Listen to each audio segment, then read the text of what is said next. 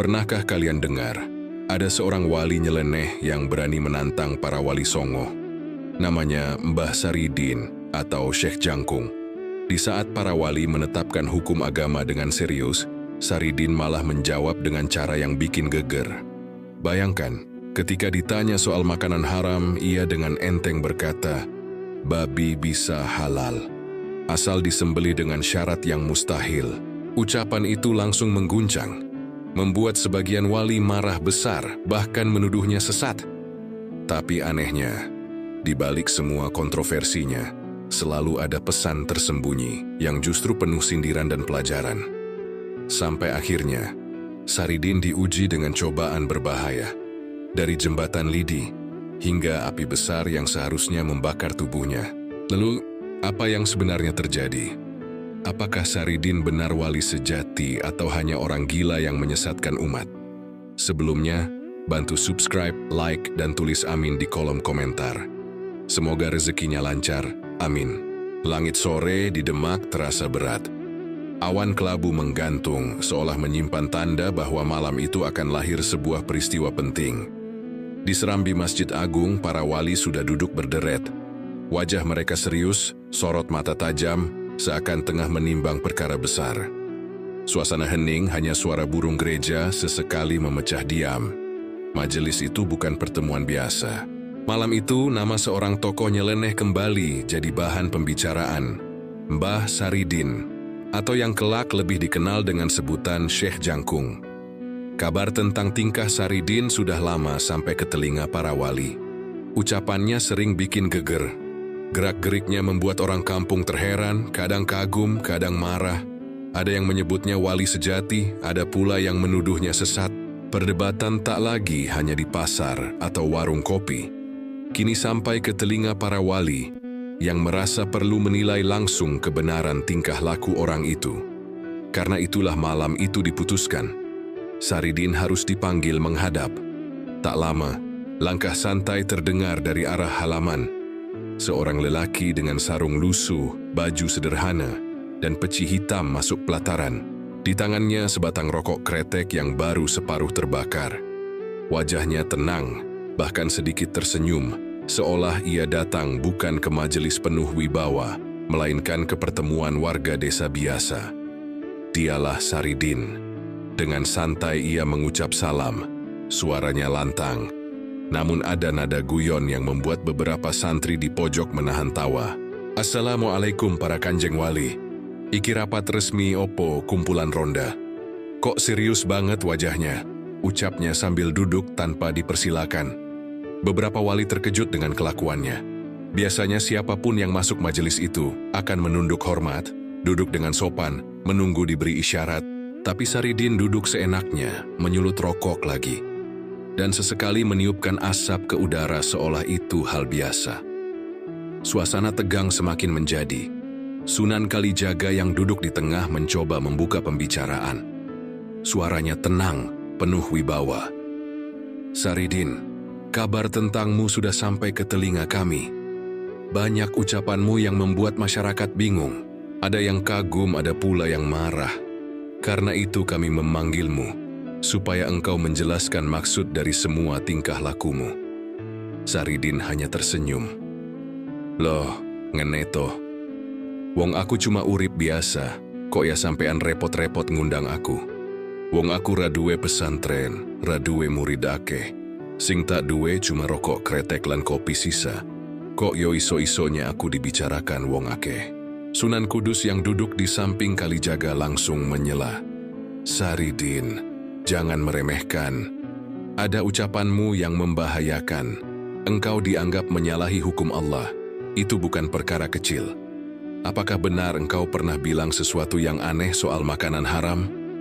Saridin menoleh perlahan, matanya jenaka tapi tajam. Ia tersenyum lebar. "Lhai opo sampean maksud babi halal kuwi? Yo aku ngomong ngono, tapi kan aku ora bilang gampang. Aku bilang halal asal disembelih nganggo syarat sing ora iso ditindakake. Iki jenenge guyon sing ana sindirannya. Wong-wong kudu mikir, ojo mung manut." Suasana mendadak ricuh. Beberapa wali berbisik dengan wajah tegang. Para santri saling pandang, sebagian bingung, sebagian heran. Kata-kata Saridin seolah bermain di antara gurauan dan kebenaran yang menyentil. Sunan Bonang menatapnya tajam. "Saridin, apakah engkau sedang mempermainkan hukum?" Saridin tergelak kecil. "Ora Kanjeng, aku ora main-main. Aku mung pengin wong-wong ngerti. Nek syariat iku kudu dituruti tapi ojo nganti dadi kosong maknane. Wong mikir kudu nganggo ati, ora mung manut buta. Nek aku ngomong nyeleneh yo ben dadi pangling." Hening kembali menyelimuti serambi. Para wali terdiam sejenak, menimbang setiap kata. Saridin tidak tampak gentar. Justru ia semakin santai, bahkan berani menatap satu persatu wajah para wali yang duduk di hadapannya. Malam itu, awal dari perdebatan panjang dimulai. Sebuah perdebatan yang bukan hanya menguji kesabaran para wali, tapi juga menguji batas logika, keyakinan, dan tafsir manusia terhadap kebenaran. Malam itu, serambi Masjid Agung Demak masih dipenuhi hawa tegang. Setelah Saridin melontarkan jawabannya soal babi halal dengan syarat mustahil, suasana majelis seakan bergetar. Para wali saling pandang, seolah mencari arti di balik ucapannya. Sementara Saridin tetap duduk santai, rokoknya mengepul seakan ia sedang berada di warung kopi, bukan di tengah majelis suci para wali. Sunan Giri yang dikenal tegas dalam hukum, akhirnya angkat suara. Suaranya berat penuh wibawa. "Saridin, engkau harus berhati-hati. Ucapanmu bisa menjerumuskan orang awam. Mereka bisa salah paham dan mengira semua yang haram bisa dicari celahnya. Itu berbahaya." Saridin menoleh pelan lalu tersenyum tipis. "Loh Kanjeng, bukannya wong-wong iku kudu mikir dewe? Nek kabeh manut buta, kapan wong-wong iso ngerti maknane hukum? Aku ngomong guyon, tapi guyonku ana tegese. Wong nek ngerti, bakal luwih hati-hati. Sing ora ngerti, yo mesti keblinger. Tapi apa salahku nek wong ora gelem mikir?" Suasana langsung riuh. Beberapa santri berbisik, ada yang berdecak kagum, ada pula yang geleng-geleng. Sunan Kudus mengetukkan tongkatnya ke lantai, berusaha menahan gejolak. "Saridin, jangan membalikkan kata-kata. Hukum Allah itu jelas. Haram adalah haram, tidak bisa dipermainkan dengan guyonanmu." Namun Saridin justru tertawa kecil. "Aku ora main-main Kanjeng. Aku mung pengen ngelingke nek syariat iku kudu dadi jalan, dudu tembok. Wong-wong kudu ngerti kenapa sesuatu diharamkan. Ora mung manut tanpa ngerti. Nek manut buta, gampang digoyang. Nek ngerti, imane kokoh." Kata-kata itu menusuk. Beberapa wali mulai terdiam, tapi sebagian lain justru semakin geram. Sunan Bonang maju, nadanya keras. "Saridin, engkau bicara seakan engkau lebih tahu dari kami. Padahal engkau bukan siapa-siapa. Jangan sombong." Saridin menatapnya tenang. "Sombong? Lah, aku iki wong ndeso, sandalku wae tipis, sarungku kumel. Sopo sing sombong? Aku mung ngomong nganggo apa sing tak ngerti saka uripku saben dina. Wong urip kadang kudu jujur, meski kata-katane kasar. Wong jujur kadang diarani edan." Yo Ben, suasana makin panas. Para santri makin menunduk, takut melihat perdebatan itu. Bahkan ada yang memejamkan mata, ngeri membayangkan murka Allah bisa turun kapan saja. Tapi Saridin tetap kalem, menyalakan rokoknya lagi. Asap mengepul bercampur dengan udara malam yang tegang. Sunan Kalijaga akhirnya kembali angkat bicara, kali ini dengan nada menenangkan. "Saridin, kami tidak memanggilmu untuk bertengkar. Kami ingin tahu isi hatimu yang sebenarnya. Mengapa engkau selalu memilih cara nyeleneh dalam bicara? Apakah engkau ingin menentang para wali?" Saridin menghela napas, lalu tersenyum. "Ora Kanjeng, aku ora pengen menentang. Aku mung pengen wong ngertien kebenaran ora mesti kudu nganggo wajah angker. Kadang kebenaran teka liwat guyon, liwat keluguan. Wong sing ngerti bakal nemokake makna. Wong sing ora ngerti yo paling nesu karo aku ben wae." Kata-kata itu membuat serambi hening lagi. Para wali terdiam, menimbang. Ada yang mulai melihat sisi dalam dari ucapannya.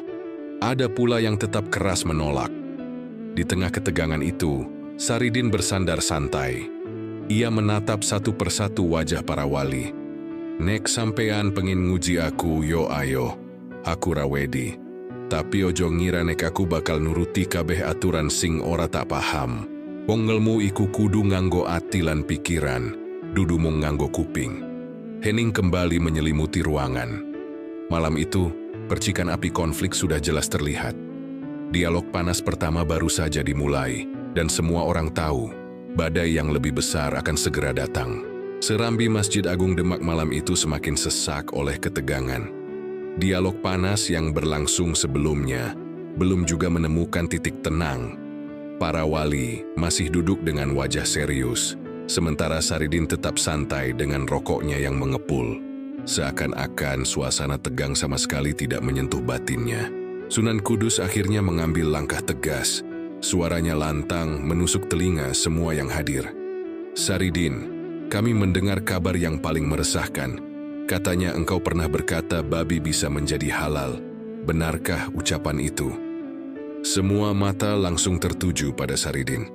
Para santri yang duduk di sudut serambi menahan napas, sebagian menutup mulut, takut mendengar jawabannya. Isu tentang babi bukan perkara kecil. Itu menyentuh inti hukum syariat. Saridin menarik napas panjang, lalu menghembuskan asap rokok ke udara. Senyumnya tipis, ada guratan guyon, namun matanya tajam. "Yo bener, aku ngomong babi halal, tapi ora gampang Kanjeng. Aku ngomong babi halal asal disembelih nganggo syarat sing ora mungkin iso ditindakake. Misale, babi disembelih nganggo pisau emas ing tengah langit karo saksi kabeh malaikat. Kira-kira iso ora wong nindakake?" Suasana mendadak riuh. Beberapa wali langsung terperanjat. Para santri berdesis, sebagian ternganga tak percaya. Kata-kata Saridin seperti petir di malam yang hening. Sunan Giri berdiri, wajahnya memerah. "Saridin, itu jelas penghinaan pada hukum Allah.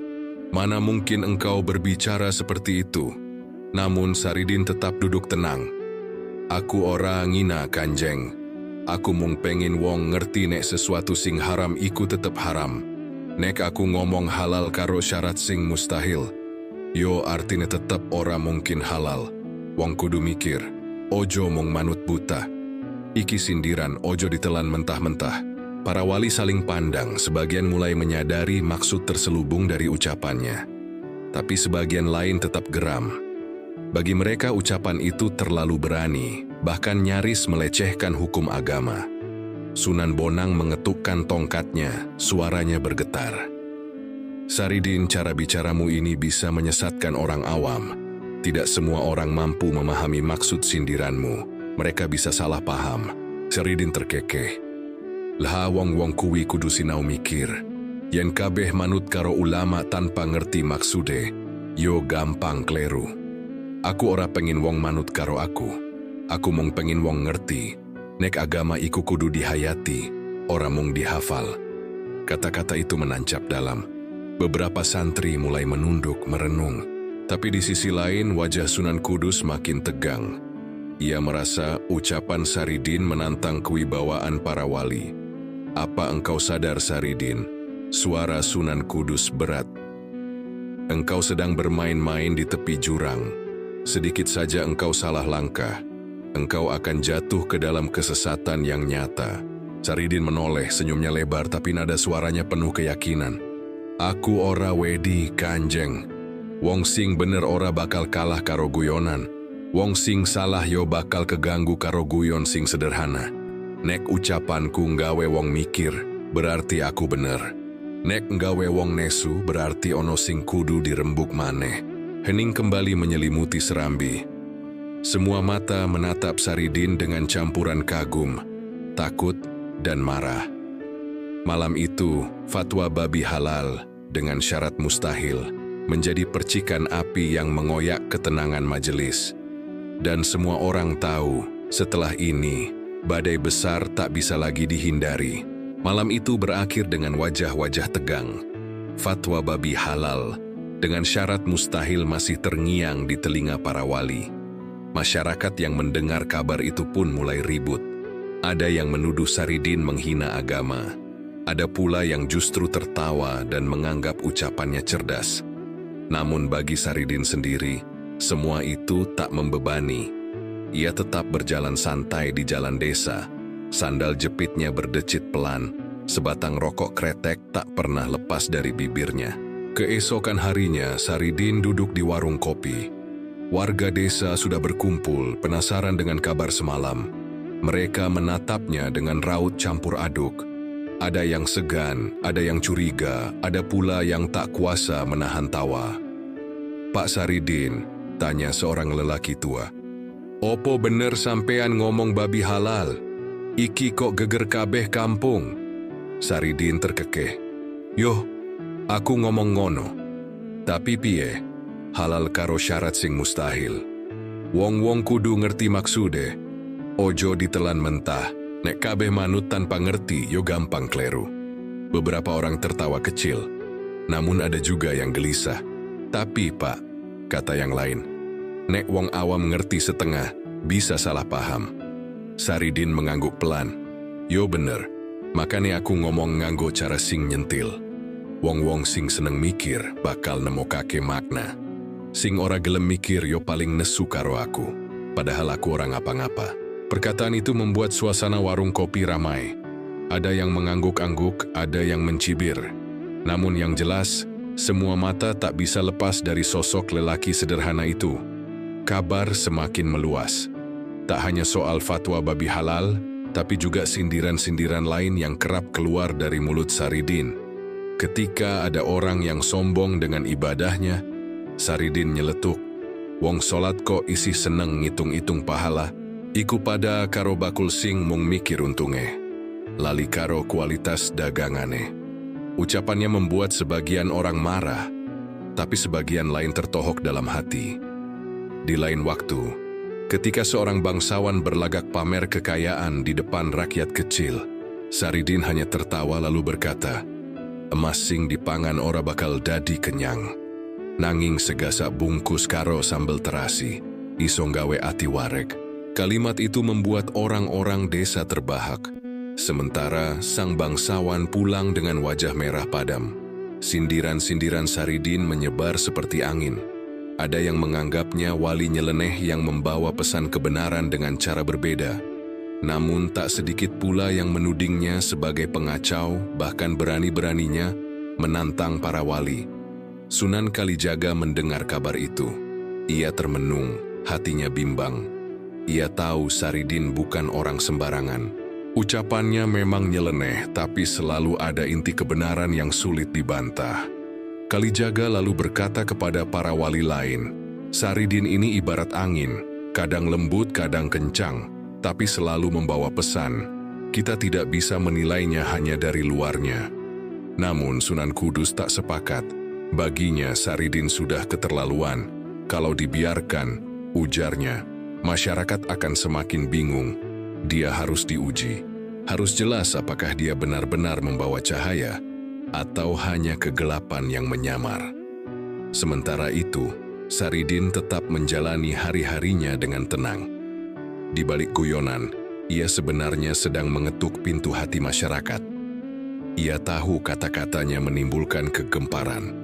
Tapi bagi Saridin, itu justru caranya membuka ruang berpikir, agar orang tak hanya sekadar ikut-ikutan, melainkan berani merenung dan bertanya, apa sebenarnya makna di balik setiap hukum dan ajaran.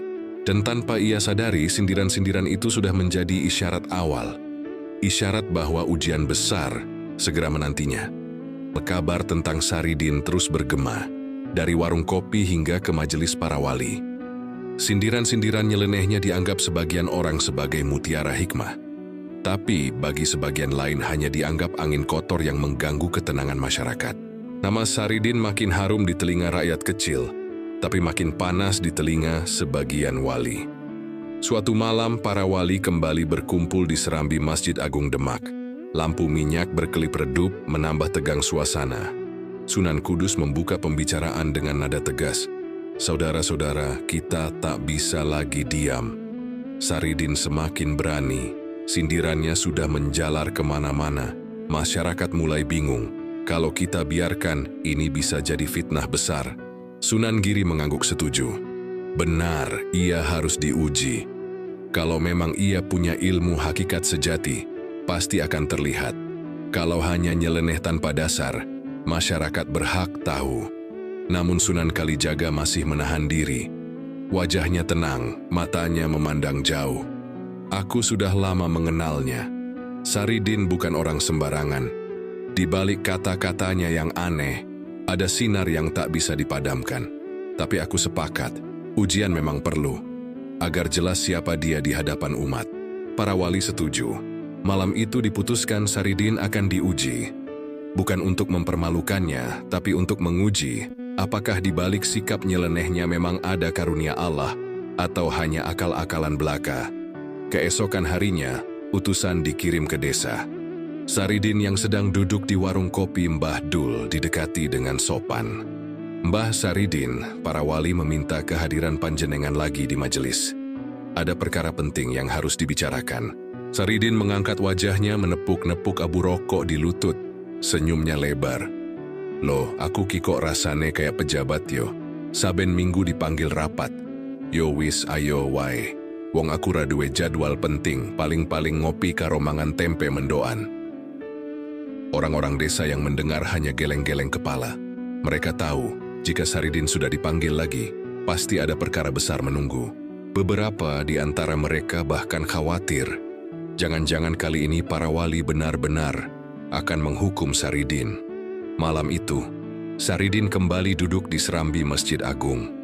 Kali ini suasana lebih berat daripada sebelumnya. Para wali duduk berderet, wajah mereka serius. Tidak ada senyum, tidak ada basa-basi.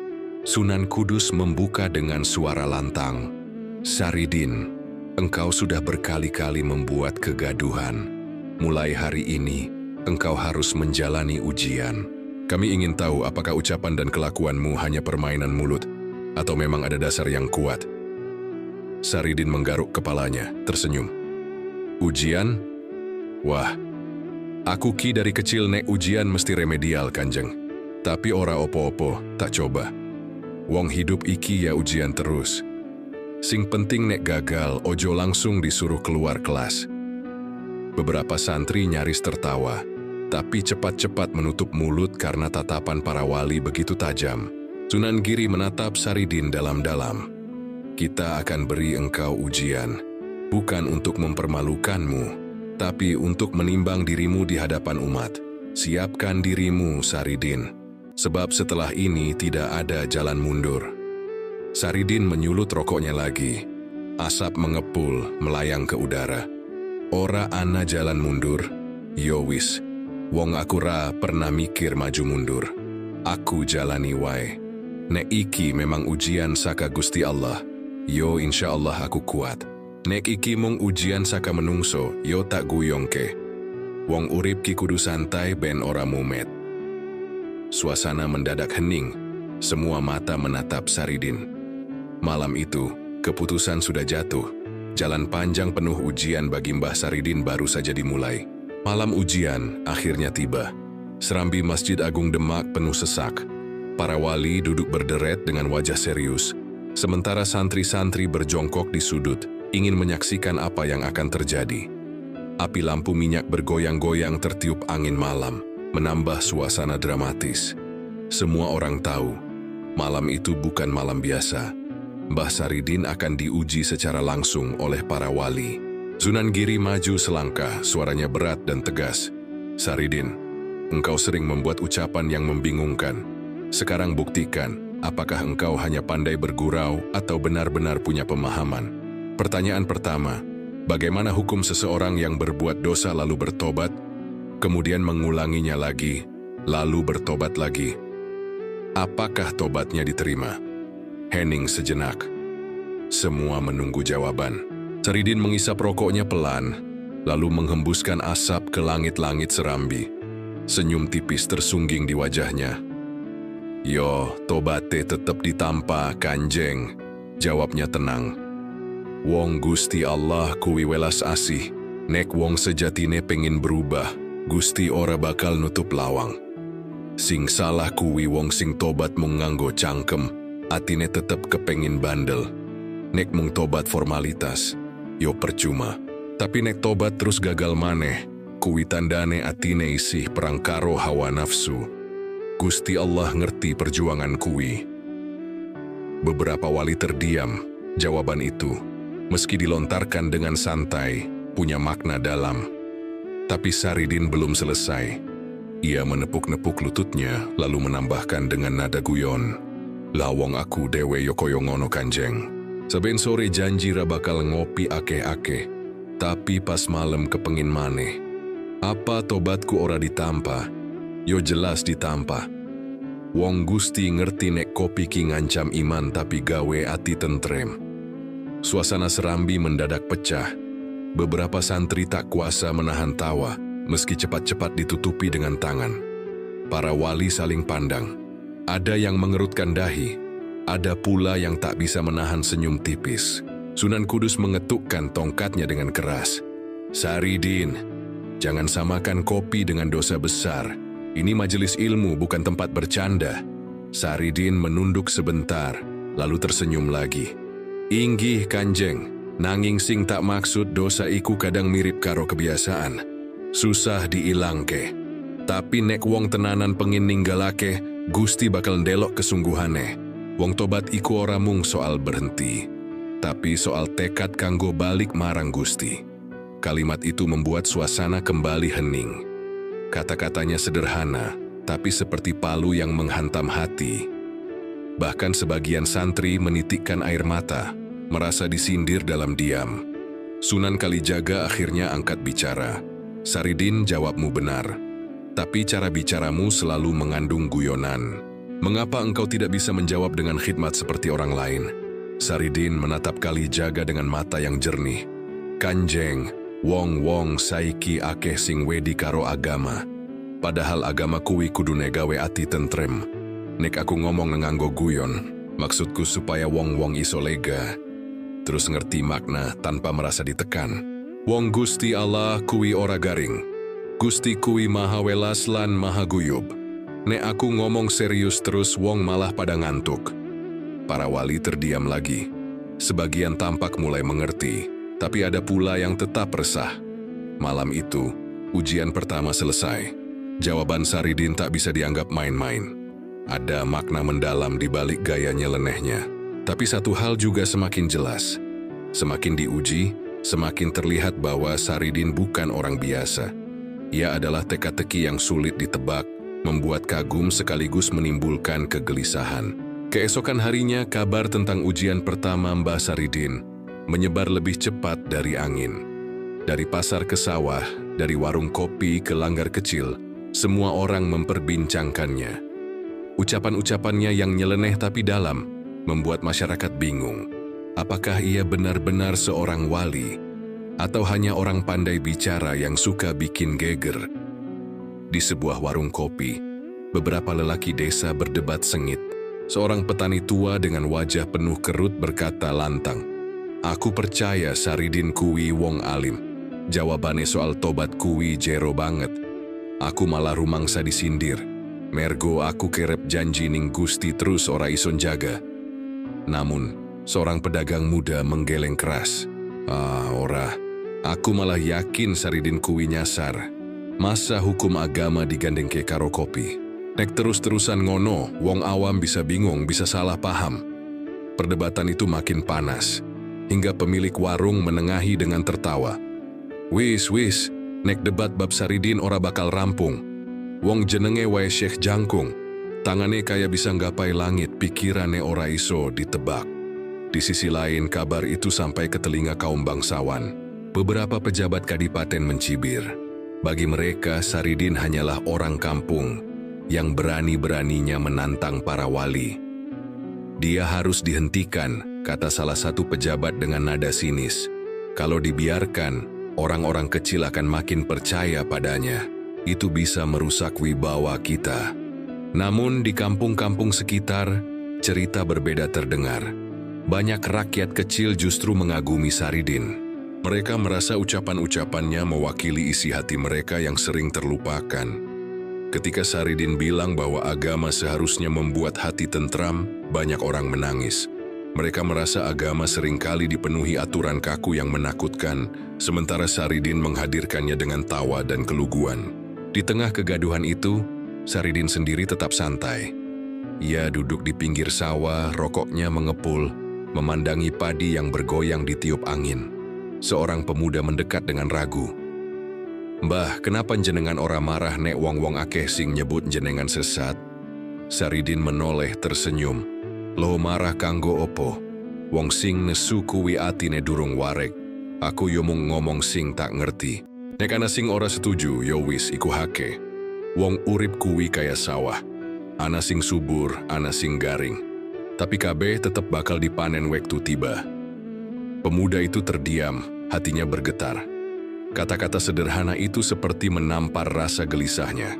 Sementara itu, di majelis para wali perdebatan juga terjadi. Sunan Kudus semakin yakin bahwa Saridin berbahaya. Lihatlah, masyarakat terpecah. Sebagian menganggap dia wali sejati, sebagian lain menuduhnya sesat. Ini tanda bahaya. Namun Sunan Kalijaga tetap menahan diri. Justru itu, Kanjeng. Perpecahan ini menunjukkan bahwa kata-kata Saridin punya daya. Kita tak bisa menilainya hanya dari riuh orang. Kita perlu melanjutkan ujian, agar kebenaran bisa terlihat jelas. Keputusan pun diambil. Saridin tidak akan dibiarkan berhenti pada ujian pertama. Ujian berikutnya, lebih berat, akan segera dilangsungkan. Malam itu, angin bertiup kencang di halaman masjid. Daun-daun kering berterbangan, seolah membawa kabar besar. Ujian berikutnya sudah menunggu, dan masyarakat yang sudah terbelah akan semakin dibuat geger. Geger soal Mbah Saridin tak kunjung reda. Dari ujung desa hingga pasar kota, namanya jadi bahan omongan. Ada yang menganggapnya wali sejati, ada yang mencibirnya sesat. Ada pula yang hanya menggeleng sambil berkata, "Iki wong kok ora iso ditebak, jenenge wae jangkung pikiran yang luwihi langit." Namun di tengah hiruk pikuk itu, Saridin tetap tenang. Saban sore ia duduk di tepi sawah, rokok kretek mengepul di bibirnya. Tangannya sesekali memegang sabut kelapa yang ia putar-putar seperti mainan. Bagi orang lain, mungkin dunia sedang panas membicarakan dirinya. Tapi bagi Saridin, dunia hanyalah hamparan hijau padi dan langit luas di atas kepala.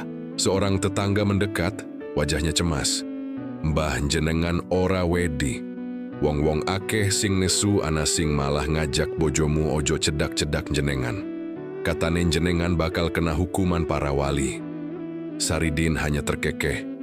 "Wedi kanggo opo? Wong mati urip kuwi kabeh urusane Gusti. Nek saiki aku dipanggil yo wis. Nek ora, yo tetep urip kaya biasa. Wong aku isih iso ngopi lan mangan tempe mendoan. Artine uripku isih berkah." Jawaban itu membuat tetangganya terdiam. Ada rasa kagum, ada pula rasa bingung. Bagaimana mungkin seseorang bisa setenang itu ketika semua orang memperdebatkan hidup dan nasibnya? Di lain waktu, Saridin terlihat berjalan santai melewati pasar. Orang-orang yang melihatnya langsung berbisik. Ada yang menunjuk dengan rasa hormat, ada yang sinis menggeleng kepala. Namun Saridin hanya tersenyum. Ketika seorang pedagang menyindir, "Hati-hati mbah, jangan sampai ucapanmu menyesatkan umat." Saridin menjawab enteng, "Wong daganganmu wae ora kabeh laku, opo kabeh wong kudu manut tuku? Yo podo wae, omonganku sing paham yo manut, sing ora paham yo tinggal." Kalimat itu membuat beberapa orang tertawa, sementara si pedagang hanya bisa diam. Ketenangan Saridin bahkan terasa ketika ia kembali dipanggil ke majelis para wali. Malam itu, ia masuk serambi masjid dengan langkah ringan. Seakan bukan dirinya yang sedang diadili oleh para tokoh besar. Para wali menatapnya dengan wajah kaku. Sunan Kudus berkata dengan nada berat, "Saridin, engkau masih terus membuat kegaduhan. Apa engkau tidak takut dengan akibat dari semua ini?" Saridin menghembuskan asap rokok, lalu menjawab singkat, "Aku mung wedi yen rokokku entek Kanjeng." Seisi serambi mendadak hening. Beberapa santri menunduk menahan tawa, sementara para wali menatap tajam. Namun setelah itu, Saridin melanjutkan dengan nada serius. Sing tak maksud Kanjeng, aku ora wedi karo omongan wong. Aku mung wedi nek aku ninggal Gusti. Wong kabeh sing tak lakoni, yo mung pengin wong ngerti makna, ojo mung manut kosong. Kata-kata itu seperti angin yang menyejukkan, tapi sekaligus menampar. Ada yang merasa tercerahkan, ada yang semakin geram. Malam itu, keputusan baru diambil. Ujian berikutnya bagi Saridin akan segera ditentukan. Bukan lagi sekadar pertanyaan, tapi ujian yang menuntut bukti nyata. Para wali ingin tahu, apakah ketenangan Saridin hanya omongan, atau benar-benar lahir dari keyakinan sejati. Saridin bangkit dari duduknya, menepuk sarungnya yang kusut, lalu berkata santai, "Yo wis, nek sampean pengen nguji aku maneh, ayo wae.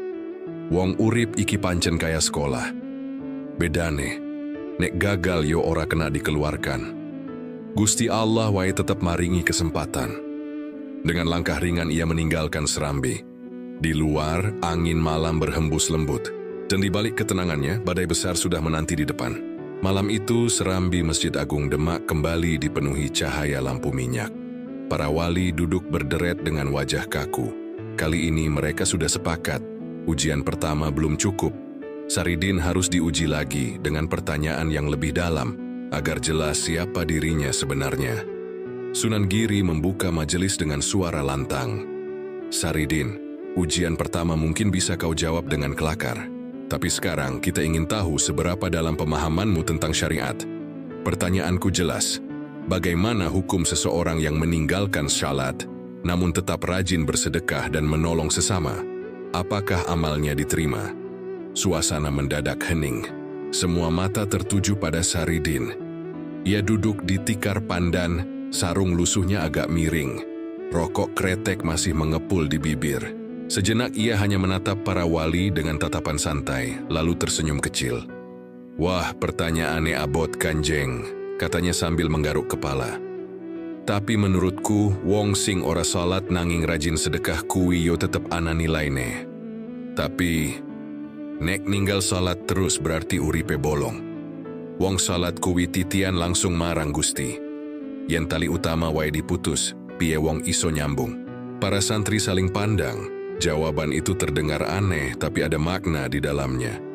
Saridin melanjutkan kali ini dengan nada lebih tajam. "Amal iku kaya omah, sedekah nolong wong kui pondasi lan dindinge, tapi salat kui atape. Nek omah ora duwe atap yo tetep omah, tapi gampang kemasukan hujan lan angin. Wong kui yo isih ison dompleng pahala saka sedekahe, tapi uripe bakal ora tentrem mergo hubungane karo Gusti bolong." Beberapa wali mengangguk pelan. Namun Saridin belum selesai. Ia tiba-tiba terkekeh, lalu menambahkan dengan gaya guyon. "Lah, aku ki kerep ninggal salat jamaah mergo ketiduran sawise ngopi. Tapi aku tetep percaya Gusti ora mung delok aku saka ngantuke, nanging saka atiku sing ora pengin ninggal Gusti. Wong Gusti luwih ngerti alasan sing sejatine. Nek kabeh wong ngerti makna iki, mesti salat dadi luwih ikhlas, ora mung rutinitas." Suasana kembali riuh. Para santri menahan tawa tapi juga merenung. Kata-kata Saridin terdengar ringan, namun terasa menusuk. Sunan Kudus mengetukkan tongkatnya ke lantai. "Saridin, jangan samakan kelalaianmu dengan hukum syariat. Ucapanmu ini bisa menjerumuskan orang untuk meremehkan salat." Namun Saridin menoleh, matanya tajam. "Aku ora meremehkan Kanjeng, aku mung ngelingke nek salat iku kudu dadi sambungan sejati karo Gusti. Dudu mung gerakan fisik. Wong sing salat tanpa ati sing hadir, kuwi padha wae kaya wong ngisi bak mandi nganggo keranjang. Kebak air sebentar, banjur kosong maneh." Hening sejenak. Perumpamaan itu langsung menusuk, bahkan beberapa wali terdiam. Sunan Kalijaga memandang Saridin dengan sorot mata penuh pertimbangan. Ia tahu, ucapan itu ada benarnya, meski cara penyampaiannya bisa memicu kemarahan. Akhirnya Sunan Kalijaga bersuara, "Saridin, ucapanmu nyeleneh tapi mengandung makna yang tak bisa diabaikan. Namun ketahuilah, semakin dalam engkau bicara, semakin besar pula tanggung jawabmu. Bersiaplah, karena ujian berikutnya bukan hanya kata-kata, tapi bukti nyata. Saridin tertawa pelan menepuk-nepuk lututnya. Yo wis Kanjeng, wong aku wis biasa urip karo ujian. Nek saiki kudu bukti nyata, ayo wae. Wong urip iki kabeh ujian, bedane mung siji. Sing nulis soal Gusti, sing nerangake jawaban yo kudu ati sing jujur. Para wali saling pandang, suasana makin berat. Semua orang tahu ujian berikutnya akan lebih berbahaya, lebih kontroversial, dan mungkin menentukan nasib Saridin di mata umat. Pagi itu halaman Masjid Agung Demak sudah ramai oleh para santri dan masyarakat. Mereka mendengar kabar bahwa Mbah Saridin akan kembali diuji oleh para wali. Rasa penasaran bercampur dengan bisikan kontroversi membuat suasana semakin tegang. Banyak yang datang hanya untuk melihat apakah benar Saridin akan mampu menantang para wali besar dengan kata-kata nyelenehnya. Di serambi masjid, para wali sudah duduk melingkar. Sunan Kudus kali ini terlihat lebih serius, bahkan urat di pelipisnya menegang. Ia tahu, ucapan Saridin kemarin sudah membuat banyak santri bingung. Maka hari ini, debat akan diputuskan. Apakah Saridin layak disebut murid atau hanya pengacau? Saudaraku para wali, buka Sunan Kudus. Hari ini kita akan meminta Saridin menjawab soal yang tidak bisa ditafsir seenaknya. Kita ingin melihat apakah dia hanya bermain kata-kata atau benar-benar memahami syariat. Saridin melangkah masuk, santai seperti biasa. Sarungnya kusut, rokok kretek terselip di jarinya. Ia tersenyum sambil menyapa. Assalamualaikum kanjeng-kanjeng wali. Wah, rame tenan. Iki debat opo pasar malam? Beberapa santri menahan tawa, tapi Sunan Kudus menatap tajam. Saridin, jangan main-main. Hari ini kami ingin mendengar jawabanmu yang tegas. Katakan padaku, jika ada orang yang berbuat dosa besar, apakah taubatnya pasti diterima oleh Allah? Pertanyaan itu membuat suasana hening. Santri-santri menahan napas. Saridin tidak langsung menjawab, ia malah duduk selonjoran sambil meniup asap rokok ke udara. Pertanyaan apik, Kanjeng, tapi nek aku jawab, pasti diterima. Wong-wong bisa meremehkan dosa. Nek aku jawab ora pasti, wong-wong bisa putus asa. Lah piye jal? Sunan Kudus mengetukkan tongkatnya, wajahnya kian memerah. Saridin, jangan membolak-balikkan hukum, katakan jawabanmu. Saridin lalu tertawa kecil. Yo ngene, Gusti Allah kuwi maha welas asih. Sing penting taubate bener, ora mung ucapan dicangkem. Tapi taubat sing mung nganggo cangkem, kuwi pada wae kaya wong nyuci baju nganggo lumpur. Ora resik malah tambah reget.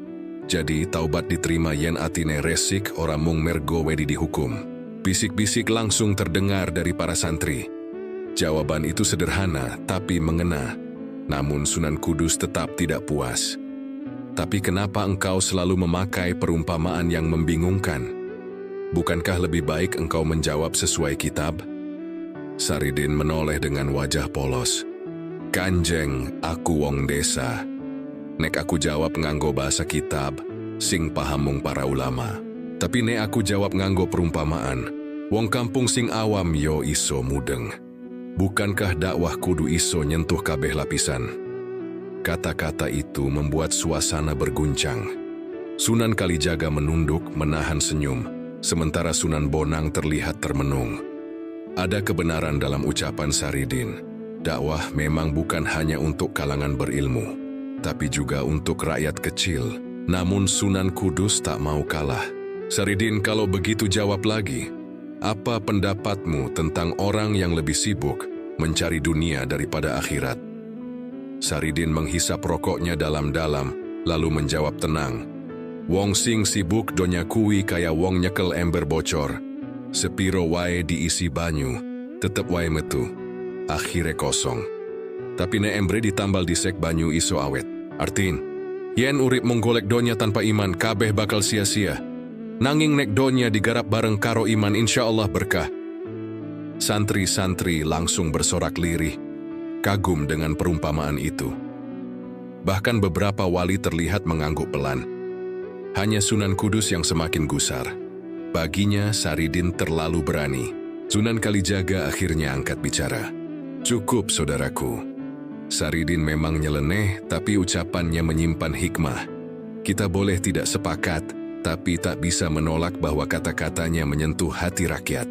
Saridin menepuk lututnya, berdiri perlahan sambil terkekeh. "Nah, aku mung wong biasa, nek salah yo dimaafke, nek bener yo syukur. Sing penting ojo gampang mutuske wong sesat utawa ora. Mergo sing ngerti sejati mung Gusti." Kalimat itu menutup majelis hari itu dengan atmosfer panas bercampur hening. Semua sadar, konflik antara Saridin dan para wali baru saja memasuki babak paling berbahaya. Hari itu kabar tentang perdebatan Mbah Saridin dengan para wali menyebar begitu cepat. Dari masjid ke pasar, dari warung kopi sampai ke pelosok desa. Ucapan-ucapan Saridin yang nyeleneh, tapi penuh sindiran, jadi bahan obrolan hangat. Ada yang menilai ia wali sejati karena berani berkata jujur, namun tak sedikit pula yang menuduhnya sesat.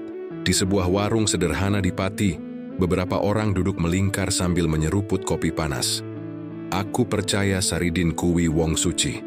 Omongane meski aneh, tapi sering ono benere," kata seorang bapak tua sambil menepuk meja. Seorang pemuda yang duduk di depannya menggeleng keras. "Ora apa, nek diteruske wong-wong bisa bingung. Syariat bisa rusak nek kabeh ditafsir seenak dewe. Iki bahaya." Sementara itu, di kediaman Sunan Kudus, beberapa wali kembali berkumpul. Wajah mereka serius, bahkan lebih tegang daripada sebelumnya. Sunan Kudus membuka pembicaraan dengan nada berat. "Saudara-saudara, aku khawatir Saridin ini bukan hanya membahayakan dirinya, tapi juga umat. Kata-katanya bisa menyesatkan banyak orang awam." Sunan Kalijaga menghela napas panjang, menatap sahabatnya dengan tatapan penuh pertimbangan. Memang benar ucapannya sering nyeleneh, tapi apakah kita bisa langsung menyebutnya sesat? Kadang orang gila pun bisa jadi cermin bagi orang waras. Mungkin maksudnya bukan menentang syariat, melainkan menyingkapkan lapisan lain yang kita belum pahami. Namun Sunan Kudus tak bergeming. "Kalau begitu, mari kita uji sekali lagi. Jika ia terus berkeras dengan cara-caranya, maka aku tidak ragu untuk mengumumkan bahwa Saridin adalah pengacau agama." Di tengah ketegangan itu, Saridin sendiri tampak santai. Ia duduk di tepi sawah, merokok sambil menatap hamparan padi yang mulai menguning. Seorang sahabatnya mendekat dan berkata, "Din, koe ngerti ora? Wong-wong saiki akeh sing ngomong yen koe sesat." Saridin hanya tertawa kecil. "Sesat, wali, suci, gila, kabeh mung sebutan. Sing penting ati iki ojo nganti adosa ka Gusti. Nek wong ngerti syukur. Nek ora ngerti ya wis, aku iki mung ngopi rokokan lan guyon." Namun jauh di lubuk hatinya, Saridin tahu bahwa badai semakin dekat. Ucapannya yang lugas dan sering di luar nalar manusia biasa, memang tidak semua orang sanggup menerima. Ia teringat pada pesan Sunan Kalijaga dulu. "Kebenaran seringkali membuatmu sendirian, Din. Tapi jangan takut, sebab yang penting bukan siapa yang setuju, melainkan siapa yang menilai dari hati yang jernih." Hari itu desas-desus makin keras. Di pasar, orang-orang berbisik, "Saridin kuwi nyeleneh tenan. Mosok babi iso halal, kuwi jelas-jelas nentang hukum." Sementara yang lain justru membela.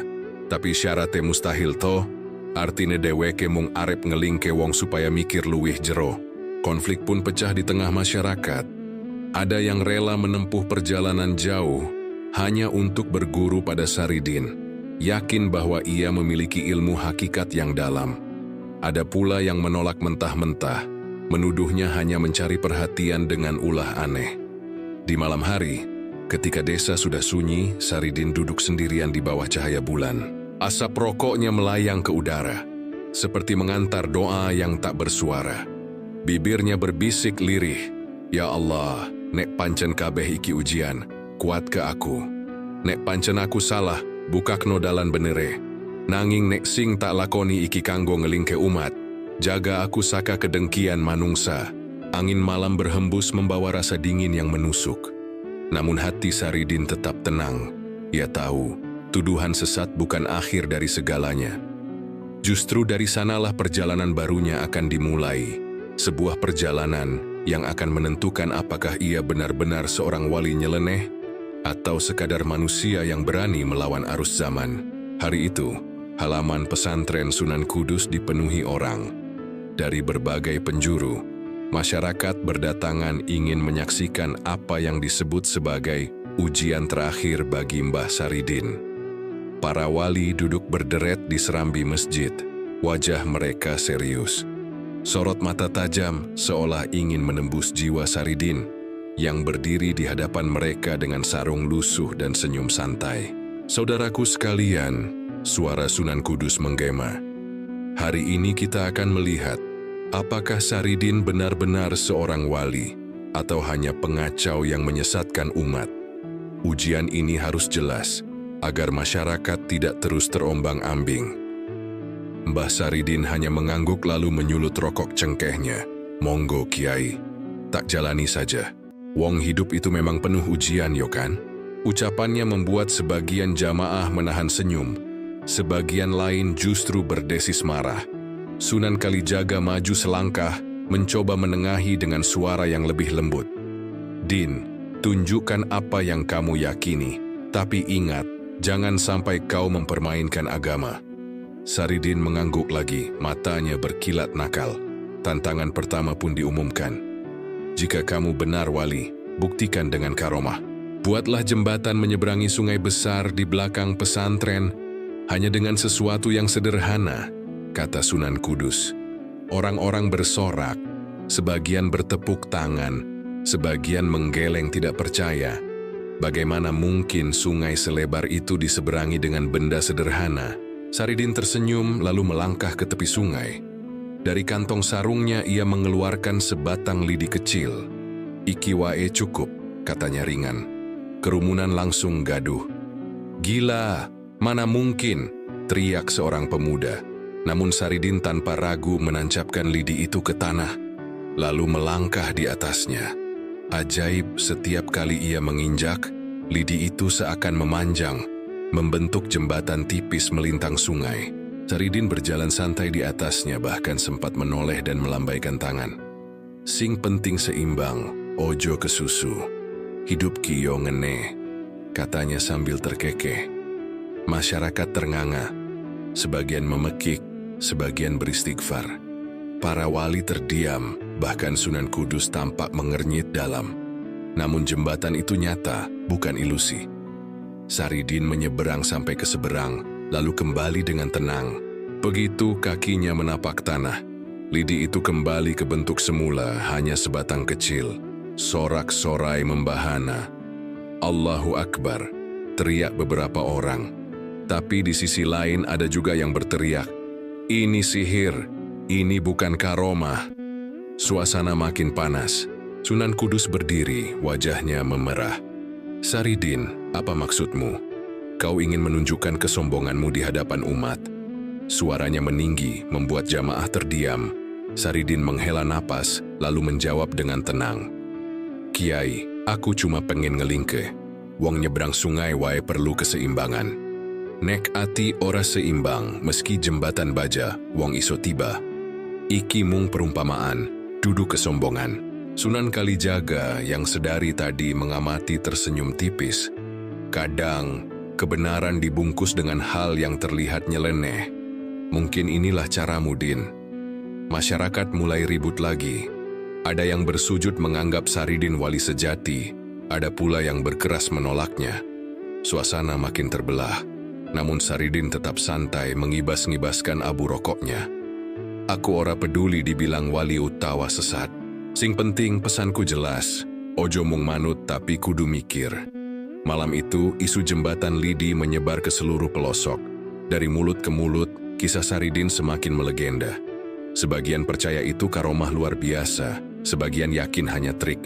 Tapi satu hal pasti, Mbah Saridin berhasil mengguncang tatanan, memaksa orang untuk melihat agama, tidak hanya dari syariat, tapi juga dari hakikat yang lebih dalam. Dan sejak malam itu, perdebatan tentangnya bukan lagi sekadar di kalangan wali. tapi juga jadi bahan pembicaraan umat dari kota hingga desa. Nama Syekh Jangkung makin harum sekaligus penuh kontroversi, seakan dua sisi mata uang yang tak terpisahkan. Kabar tentang jembatan lidi yang dibuat Mbah Saridin telah menyebar jauh melampaui batas desa. Dari pasar ke alun-alun, dari surau ke warung kopi, semua orang membicarakan peristiwa itu. Ada yang menyebutnya karomah luar biasa, bukti bahwa Saridin benar seorang wali. Namun tak sedikit pula yang menganggapnya sihir menyesatkan, permainan licik yang membahayakan iman. Di sebuah pasar ramai seorang pedagang kain berteriak, "Aku saksi mata, deweke bener-bener melaku nganggo lidi. Ora mungkin menungsa biasa iso nindakake kuwi." Namun seorang ulama muda yang kebetulan lewat menukas keras, "Kowe gampang tertipu, sing kaya ngono ora ana dalam syariat. Nek kuwi dibilang karomah, berarti kabeh tukang sulap bisa dadi wali." Perdebatan pun meledak memecah kerumunan pasar. Sementara itu, di sebuah surau kecil, jamaah salat maghrib terpecah menjadi dua kelompok. Ada yang bersujud syukur setelah mendengar kisah Saridin, meyakini ia pembawa ajaran hakikat. Namun kelompok lain resah, merasa apa yang dilakukan Saridin mengaburkan hukum syariat. Iki berbahaya, wong awam bisa salah paham. "Agama kok digawe guyonan," keluh seorang santri tua dengan wajah cemas. Desa-desa di sekitar Pati pun mulai bergolak. Sebagian warga dari Kudus bahkan terang-terangan melarang diri mereka sendiri untuk mendatangi Saridin. Larangan itu muncul karena cerita lama tentang Sunan Kudus, yang sudah sejak dahulu tidak merestui ajaran Saridin. Mereka percaya siapapun warga Kudus yang berani berziarah ke tempatnya akan celaka. Kisah-kisah mistis tentang orang pingsan atau terkena musibah setelah mendatangi makam Saridin pun beredar, makin memperuncing jarak antara pengikut dan penentangnya. Di tengah keramaian, Mbah Saridin justru tetap hidup sederhana. Ia masih duduk di warung kopi, merokok santai, kadang bercanda dengan para petani. Namun diam-diam ia tahu masyarakat sedang terbelah. Beberapa orang mendatanginya dengan penuh hormat, meminta doa atau sekadar petuah. Tapi tak jarang ada juga yang datang hanya untuk mengejek, menuduhnya sesat di muka umum. Suatu sore, seorang pemuda berani berdiri di depan Saridin. "Hei Saridin, nek pancen kowe wali, kenapa ajaranmu ora padha karo para wali liyane? Kenapa kabeh omonganmu kok nyeleneh?" Suasana warung mendadak tegang. Semua mata tertuju pada Saridin. Namun ia hanya tersenyum tipis menepuk pundak si pemuda lalu berkata pelan, "Le, aku iki mung nyoba ngelingke. Kadang kebenaran ora selalu nganggo jubah putih. Kadang kudu nganggo sarung lusuh lan guyonan. Ben wong gampang nerimo." Jawaban itu membuat sebagian orang terdiam, sebagian lain makin geram. Bagi yang bisa menangkap makna, kata-kata Saridin menembus hati. Tapi bagi yang hatinya sudah penuh kebencian, ucapan itu terdengar seperti ejekan. Ketegangan semakin memuncak ketika beberapa kiai lokal mulai mengeluarkan fatwa kecil, melarang umatnya mengikuti ajaran Saridin. Di sisi lain, para petani dan rakyat kecil semakin dekat dengannya, merasa Saridin benar-benar memahami hidup mereka. Dari sinilah perpecahan mulai terlihat jelas. Golongan elit agama berdiri di satu sisi, sementara rakyat kecil yang haus kesederhanaan berdiri di sisi lain. Malam itu, Saridin merenung di bawah cahaya bulan. Suara jangkrik menemani kesepiannya. "Gusti, yen pancen iki jalanku, paringi aku sabar. Ojo nganti atiku keseret amarah," bisiknya lirih. Ia tahu, badai yang lebih besar sedang menunggu. Karena perpecahan yang lahir dari kontroversi bukan hanya sekadar soal keyakinan, tapi juga soal siapa yang dianggap benar di mata sejarah. Kabar tentang perpecahan masyarakat akibat ajaran Mbah Saridin akhirnya sampai ke telinga para ulama besar di Pati dan Kudus. Mereka gelisah sebab isu itu makin meluas dan membingungkan umat. Beberapa kiai sepuh menganggap Saridin harus ditegur keras, bahkan bila perlu disingkirkan agar tidak merusak tatanan. Maka diputuskanlah untuk mengadakan pertemuan terbuka. di mana Saridin akan dipanggil dan dihadapkan dengan para ulama. Hari itu, balai desa dipenuhi orang. Warga datang berbondong-bondong, ingin menyaksikan bagaimana Saridin berhadapan langsung dengan para kiai. Di depan para ulama duduk berderet, dengan wajah serius dan sorot mata yang penuh wibawa. Suasana hening, hanya suara angin yang berhembus pelan dari sela-sela bambu. Mbah Saridin akhirnya datang, mengenakan sarung lusuh dan peci miring. Ia berjalan santai, bahkan sempat berhenti untuk menyalakan rokok cengkeh di depan pintu balai desa. Orang-orang menahan napas, heran dengan sikapnya yang tak pernah berubah, meski menghadapi situasi genting. Seorang ulama muda membuka suara. "Saridin, engkau sudah membuat masyarakat terpecah. Ada yang menganggapmu wali, ada pula yang menuduhmu sesat. Katakan sekarang, apa tujuanmu sebenarnya?" Saridin menghembuskan asap rokok ke atas, lalu tersenyum tipis. "Tujuanku? Ora liya mung ngajari wong mikir. Nek kabeh manut tanpa ngerti, urip bakal gampang digoyang angin." Ucapannya membuat sebagian warga mengangguk, namun para ulama semakin tegang. Sunan Kudus yang turut hadir akhirnya angkat bicara. Suaranya berat dan penuh tekanan. "Saridin, kau sering menggunakan kata-kata nyeleneh, bahkan berani membuat fatwa aneh tentang babi halal. Itu bisa merusak akidah umat. Kau sadar apa yang kau lakukan?" Mbah Saridin menatap lurus, lalu menjawab dengan nada santai namun menusuk. "Kiai, aku ora nate arep merusak syariat. Aku mung arep nuduhake, nek syariat iku kudu dipahami, ora mung dihafalkan. Nek syarate mustahil, artine haram tetep haram. Tapi wong kudu ngerti, ojo mung manut tanpa mikir." Kerumunan gaduh. Ada yang bersorak mendukung, ada pula yang mencemooh. Seorang kiai lain menuding tajam. "Kalau begitu kenapa kau selalu bicara dengan cara yang memancing kontroversi? Mengapa tidak bicara dengan jelas seperti para wali lain?" Saridin tertawa kecil. "Amargi wong iku kadang luwih gampang eling nek diwenehi guyon. Yen kabeh nganggo cara serius, wong malah ngantuk lan ora mudeng." Jawaban itu membuat sebagian warga tertawa, tapi para ulama semakin gusar. Ketegangan memuncak ketika seorang ulama tua berkata lantang, "Kalau begitu Saridin, hari ini kami nyatakan engkau sesat bila terus menolak untuk mengikuti syariat sebagaimana mestinya." Suasana balai desa mendadak riuh. Warga berteriak, ada yang membela, ada yang menentang. Namun Mbah Saridin tetap tenang. Ia berdiri, menepuk-nepuk sarungnya, lalu menatap semua orang. "Sesat utawa wali, iku mung sebutan manungsa. Sing ngerti tenan mung Gusti Allah. Nek kowe kabeh percaya aku sesat, ora masalah. Nek kowe percaya aku wali, yo ora masalah. Sing penting ati iki tetep nyambung karo Gusti." Kata-katanya bergema, menusuk hati banyak orang. Beberapa ulama terdiam, tak mampu membantah logika sederhana namun dalam itu. Sementara sebagian lain tetap keras, merasa Saridin adalah ancaman bagi tatanan. Pertemuan berakhir tanpa keputusan bulat. Tapi yang jelas, benturan antara Saridin dan para ulama kini sudah sampai pada titik yang tak bisa dihindari. Malam itu, desa bergemuruh dengan perbincangan. Ada yang semakin kagum, ada pula yang semakin benci. Nama Mbah Saridin kian besar, ibarat api yang tak bisa dipadamkan. Namun dalam hati kecilnya, Saridin tahu jalan ini akan semakin berat dan ujian berikutnya bisa jadi lebih berbahaya dari sekadar tuduhan. Setelah pertemuan di balai desa, kabar tentang Mbah Saridin semakin membara. Para ulama yang kecewa merasa perlu mengambil langkah terakhir.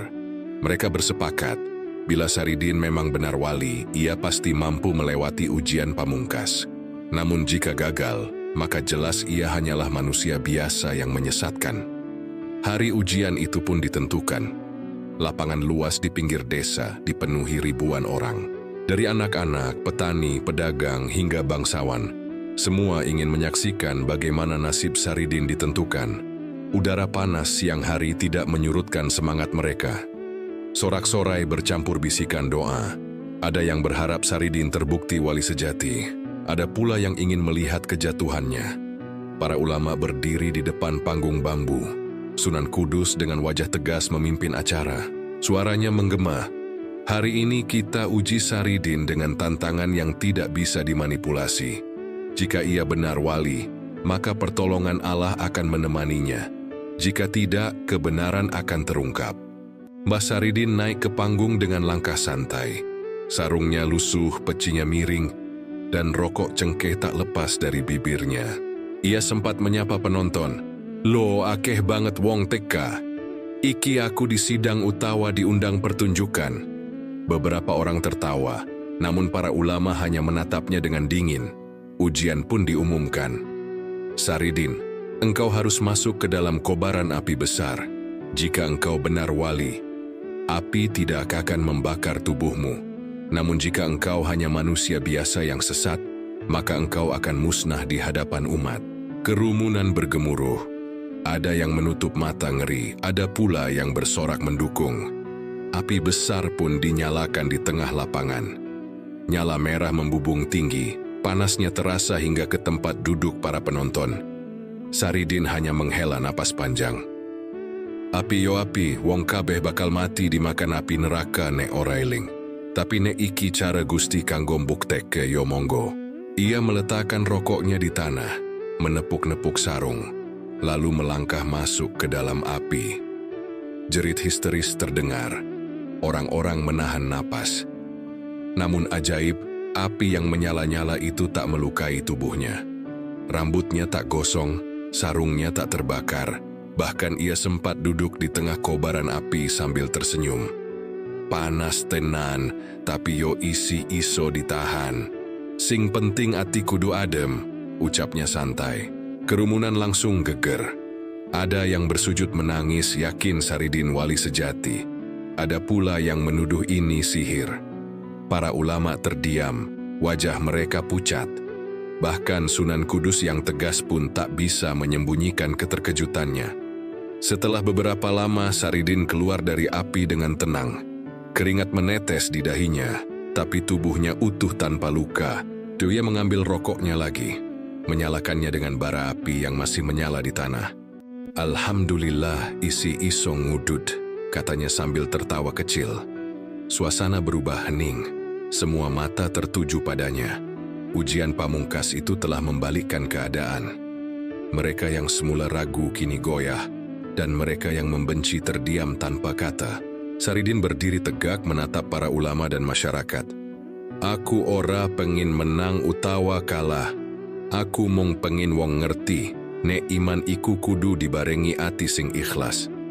Api iki mung cobaan, sing luwih panas iku nafsulan kesombongan manungsa." Kata-katanya bergema di seluruh lapangan, menancap di hati setiap orang yang mendengarnya. Namun Saridin tahu, meski ujian api ini berhasil dilalui, perjalanan batinnya belum selesai. Masih ada satu babak terakhir. Apakah masyarakat akan menerima atau tetap menolak jalan yang ia tempuh? Hari itu, setelah ujian api yang mengguncang seluruh desa, nama Mbah Saridin semakin jadi buah bibir. Lapangan yang tadinya dipenuhi teriakan kini berubah hening. Hanya tersisa pandangan penuh tanda tanya dari masyarakat. Mereka menyaksikan sendiri bagaimana tubuhnya tak terbakar meski duduk di tengah kobaran api. Sebagian langsung sujud menganggapnya wali sejati. Namun sebagian lain masih meragukan, menyebutnya tukang sihir atau orang gila. Mbah Saridin sendiri tetap tenang. Ia turun dari panggung bambu, sarung lusuhnya berkibar ditiup angin sore. Dengan langkah santai, ia menghampiri kerumunan. Kabeh iki mung ujian dudu tontonan. Wong sing gampang kagum, gampang uga kesasar. Hati-hati aja mung percaya karo matamu, tapi guna kake atimu. Katanya pelan namun tegas. Suaranya bergema, membuat banyak orang terdiam. Di hadapan para ulama, Saridin menundukkan kepala. "Aku ngerti akeh sing ora setuju karo caraku. Aku ora pengin ngalahke sopo wae.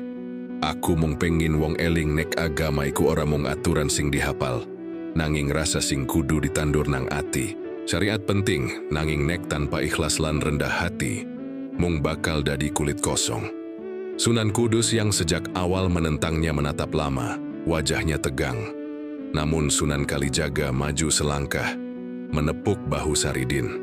Din, cara-caramu memang sulit dipahami, tapi aku bisa merasakan satu hal, keikhlasanmu. Kau mengajarkan dengan nyeleneh, tapi sebenarnya ingin menuntun orang untuk berpikir lebih dalam.